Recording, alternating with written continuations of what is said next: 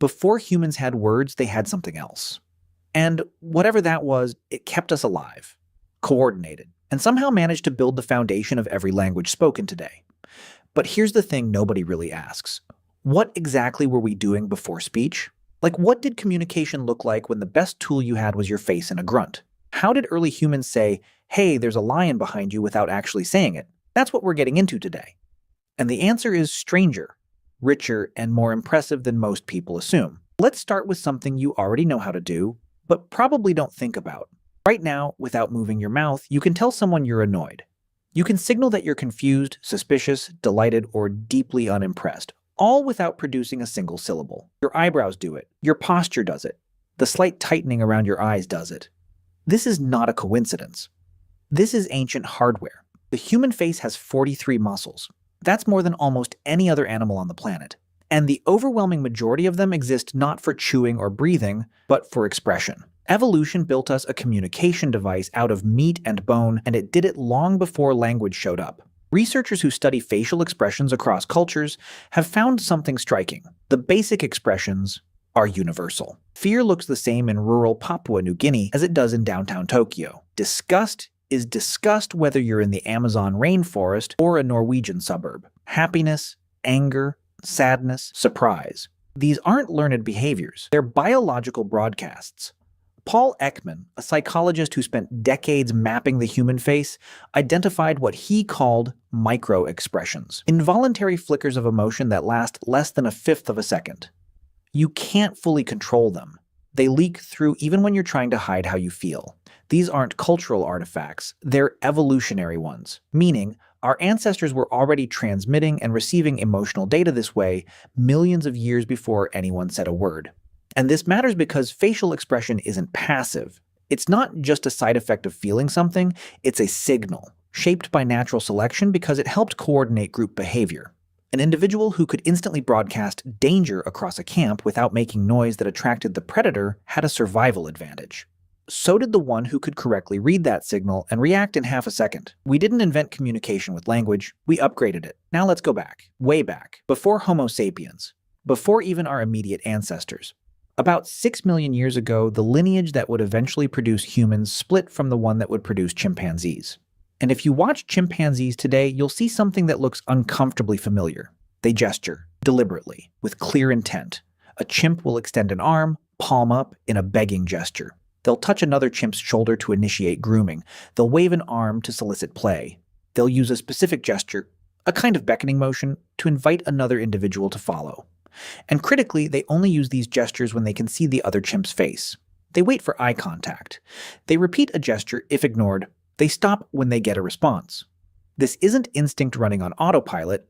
This is intentional communication. Researchers at the University of St. Andrews cataloged over 80 distinct gestures used by wild chimpanzees, and they found that a significant portion of them carried consistent meaning across different groups, even groups that had never been in contact with each other. Which tells you these gestures are old, older than the populations using them, possibly older than the species itself. Bonobos do this too.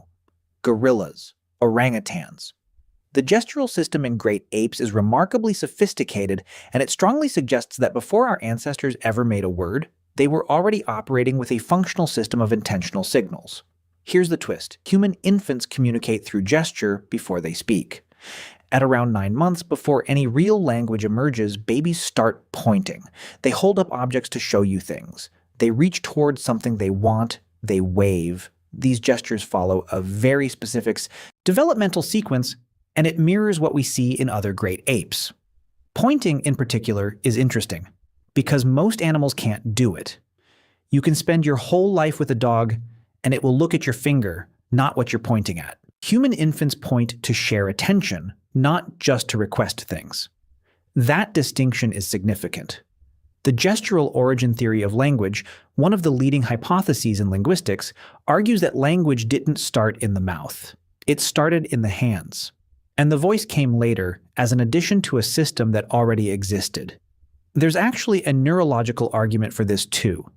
The brain region most associated with language production, Broca's area, is located in the same general territory that controls fine hand and mouth movements. It's not a language region that happens to sit near the motor cortex. It may be a motor planning region that got conscripted into language. The hands built the road. The mouth just learned to drive on it. But gesture only works when you can see each other. And early humans spent a lot of time in situations where visibility was limited. Moving through dense forest, operating in darkness, spread out across terrain where line of sight wasn't guaranteed. So something else had to fill the gap. Sound, not language, not words, just sound. Before words, there were calls. Vocalizations that carried meaning not through grammar or vocabulary, but through acoustic properties. The pitch, the rhythm, the intensity, the pattern of the sound. Every primate species has a call system, and these systems can be surprisingly specific. Vervet monkeys famously have distinct alarm calls for different types of predators. One call for eagles, which sends the troop scrambling into the bushes. A different call for snakes, which makes them stand up and scan the ground. Another for leopards, which sends them into the trees. Same species, same troop. 3 different sounds, 3 different behavioral responses. Context-specific, consistent, and functionally referential. Meaning the call isn't just expressing an emotional state, it's referring to something out in the world. This is not language, but it's not nothing either. It sits somewhere in the middle, a system of signals that carries information beyond what the raw emotion of the caller would convey. Our ancestors almost certainly had something like this, probably richer than what vervets have, given that our lineage had millions of years of social complexity stacking up on top of it. And as group sizes grew, as social hierarchies got more complicated, as cooperative hunting required more coordination, the selective pressure to communicate more precisely would have intensified. What early Homo would have sounded like is genuinely unknown. The voice box doesn't fossilize. The soft tissue that produces speech leaves no trace in the archaeological record. But we can make inferences from anatomy. The position of the hyoid bone, a small U-shaped bone in the throat, tells us something about vocal anatomy. Neanderthals had a hyoid bone nearly identical to ours, which means they almost certainly had the physical capacity for complex vocalizations. Whether those vocalizations were language in any meaningful sense is still debated, but the hardware was there. And here's the thing about Neanderthals that most people don't sit with long enough. They buried their dead. They made pigments. There's evidence they wore eagle talons as personal ornaments. These are not the behaviors of creatures with nothing to say to each other. These are the behaviors of creatures navigating a rich social world that almost certainly required some form of symbolic communication to maintain. Let's talk about something that doesn't get enough credit. Rhythm. Before words, there was beat.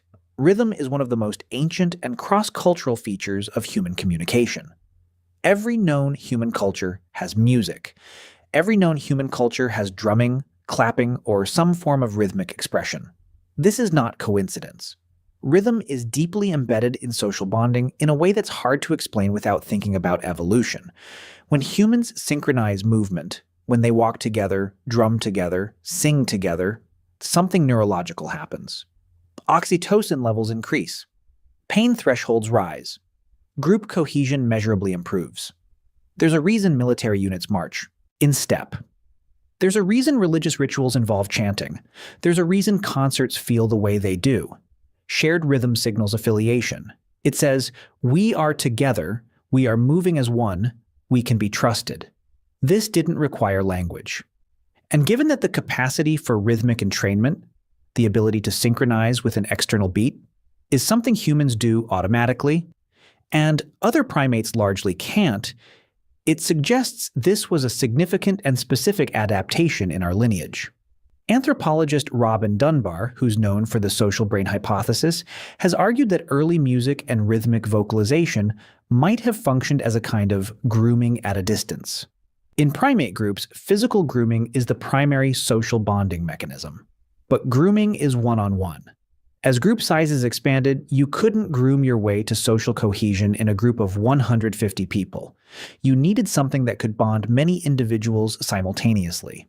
Singing together, moving together, drumming together. Sound as social glue. This isn't a fringe idea anymore. It's supported by evidence from neuroscience, primatology, and anthropology. The communicative function of rhythm in early humans may have been as important as anything gestural or vocal in a more referential sense. The oldest known musical instruments, bone flutes found in sites across Europe, date to at least 40,000 years ago. But the absence of older instruments doesn't mean there was no older music. Percussion doesn't need instruments. Hands on hollow logs, stones struck together, feet on hard ground. Rhythm was available to every human who ever lived, and the neurological response to it suggests we've been using it for far longer than 40,000 years. Now let's talk about the body. Posture communicates. It has for as long as there have been bodies to adopt it. Making yourself large when threatened, making yourself small when deferring to a dominant individual, presenting a shoulder, turning away, dropping the head, these are not symbolic behaviors. They're biologically readable. Other animals read them accurately. We read them accurately. Early humans operating in complex social groups would have used postural and proxemic cues, the study of how space is used in communication, constantly and fluently. Who stands close to whom? Who turns their body toward whom during a confrontation? Who takes up space at the center of a group, and who shrinks toward the edges? These signals establish hierarchy, signal alliance, communicate threat and submission without a single vocalization. Touch matters here too. Tactile communication, who is allowed to touch whom, where, in what context, is one of the most primitive and powerful channels of social information. A hand on the shoulder reads differently from a hand on the head. A quick tap reads differently from a sustained grip. Across cultures, and even across species, the semantics of touch are remarkably consistent, because they're pre-linguistic. They're older than words. All of this, gesture, posture, touch, space, is what researchers today call nonverbal communication. But that term is a bit misleading because it frames these systems as secondary to verbal communication, as if they're just the leftover stuff that couldn't make it into words. In reality, these systems are primary. They came first. They're more reliable in certain contexts, harder to fake in certain ways, and they still carry enormous informational load even among fully language-fluent adults. Studies consistently show that when verbal and nonverbal signals contradict each other, people trust the nonverbal. Every time. A person says, "I'm fine," in a flat voice with their arms crossed and their eyes somewhere else. You don't believe the words. You believe the body. That's not irrationality. That's an ancient system correctly overriding a newer and more easily manipulated one. We didn't stop using this system when we got language. We layered language on top of it. And the two systems still run simultaneously, every time two humans interact. Here's something genuinely interesting that tends to get overlooked in this conversation. Smell. Humans are often described as having a poor sense of smell compared to other mammals. And in absolute terms, yes, your dog is living in an olfactory universe you can barely imagine. But that framing misses something. Humans are extraordinarily sensitive to specific chemosignals that carry social information. We can smell fear. Not metaphorically, literally. Studies have shown that compounds in the sweat of people who are genuinely frightened trigger measurable changes in the physiological and neural states of people who smell them. Even when those people consciously believe they're just smelling a neutral sweat sample, the signal bypasses conscious processing and goes straight to threat response systems. We can smell stress, we can smell disease. People with certain illnesses emit detectable chemical signatures that healthy individuals can, under some conditions, detect. We can smell genetic compatibility. The famous sweaty t-shirt studies showed that people consistently rate the smell of individuals with sufficiently different immune system profiles as more attractive, which is evolution quietly doing mate selection calculations without telling the conscious brain. Early humans in close physical proximity, sleeping in the same space, moving in tight groups, handling the same materials, would have been bathed in olfactory social information continuously. We can't reconstruct exactly how much of this was consciously processed versus operating below the threshold of awareness. But the fact that these chemosensory systems are still active and still influencing human behavior today, in an era of deodorant and social distancing, suggests they were substantial. Smell doesn't work as a precise messaging system. You can't smell a question or smell an argument. but as a broadcast of emotional state, physiological status, and genetic information. It was likely a constant background channel of social communication that early humans navigated fluently. Let's get to something that feels more concrete: proto-language. At some point, the gap between what our ancestors were doing, calls, gesture, rhythm, expression, and what we'd recognize as language began to close. The question is when, and how, and what the intermediate stages looked like. The honest answer is that we don't know exactly. Language leaves no fossils. What we have are proxy indicators: skull morphology suggesting brain organization, hyoid bones suggesting vocal anatomy, and crucially, stone tools.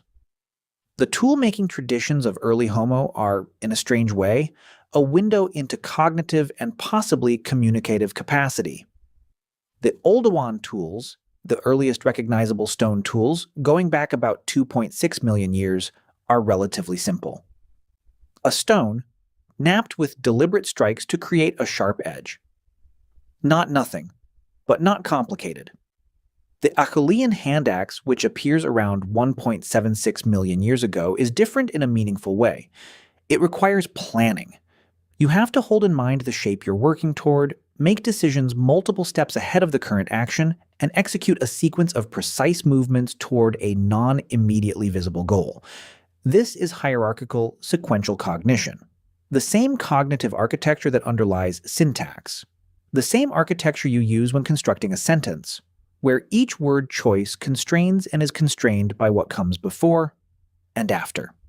The cognitive prerequisites for language: hierarchical planning, symbolic thinking, working memory for sequences, seem to have been assembling over a long period before anything we'd call language appeared. By the time you get to Homo sapiens, roughly 300,000 years ago, you have a brain that's been shaped by millions of years of social complexity, gestural communication, vocal communication, and increasingly sophisticated tool-making. The neurological infrastructure for language was likely already largely in place before language as we know it existed, which raises a fascinating possibility. The appearance of language may not have required a dramatic neurological leap. It may have been more like the last piece of a puzzle clicking into place. A small change, perhaps in the neural circuitry controlling voluntary vocalization, perhaps in the working memory systems that allow longer sequences to be held and manipulated. That unlocked everything else. The jump wasn't from silence to Shakespeare. It was from a rich, layered, multi-channel communication system to that same system, plus grammar. And once grammar arrived, the ability to combine a finite set of signals into an infinite set of meanings, everything accelerated. There's one more thing worth discussing: the role of teaching. Communication isn't just about transmitting information in the moment. One of its most powerful functions is transmitting information across time, from one generation to the next. And the evidence suggests that early humans were doing this long before language made it easy. Imitation is one mechanism. Watching a skilled individual perform a complex task and copying it, refining it, improving it over generations is a form of cultural transmission that doesn't require words. And humans are extraordinarily good at it. Imitation in humans is qualitatively different from what other animals do. We imitate the method, not just the outcome. We reproduce the specific actions used to achieve a result, even when other methods would also work. This is called over-imitation, and it's so deeply wired into us that children will reproduce obviously unnecessary steps in a demonstrated action sequence because they assume the steps must mean something. This behavioral tendency is what allows culture to accumulate. A technique developed by one individual can be preserved and refined by a group and transmitted to the next generation without full verbal explanation. The form carries the information. You watch, you copy, you improve, you pass it on. Scaffolded demonstration, where a skilled individual guides a learner through a process, pointing, redirecting, repeating, would have worked as a teaching system before language. It still works this way in many contexts today. Watch a good sushi chef teach an apprentice. Watch a basketball player teach a crossover dribble. A tremendous amount of the instruction is physical, demonstrative, nonverbal. Language assists. But it doesn't do the whole job. There's something almost poetic about this. Early human knowledge, how to nap a stone, how to read animal tracks, which plants were medicine and which were death, survived for hundreds of thousands of years before anyone could write it down or even fully articulate it. It survived in bodies, in hands that had watched other hands and learned to move the same way, in the accumulated muscle memory of a species that was teaching long before it had teachers. The emergence of more explicit symbolic communication, proto-language, then language, would have dramatically increased the efficiency and fidelity of this knowledge transfer. You could describe things that weren't present. You could communicate about the past and the future. You could explain the why behind a technique, not just demonstrate the how. You could warn someone about a danger they hadn't encountered yet. You could grieve together for someone who was gone. You could make plans that stretched further than the horizon. This is probably a large part of why language spread and deepened once it began, not just because it helped in the moment, but because it supercharged the cultural accumulation that makes human civilization possible. Here's where it all lands. Human communication before speech wasn't primitive. It wasn't a rough draft. It was a sophisticated, multi-channel system that coordinated groups of dozens or hundreds of individuals, managed complex social hierarchies, transmitted emotional states and threat information in real time, and built the cultural scaffolding across which language eventually emerged. The face was already broadcasting. The hands were already signaling.